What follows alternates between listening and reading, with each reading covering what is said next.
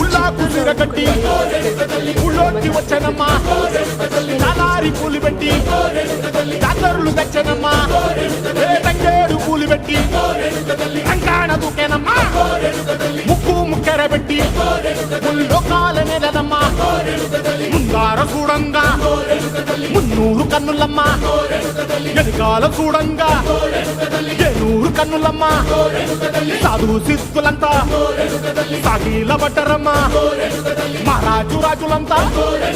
మొగారిల్లిరమ్మా కోరిక కోరంగా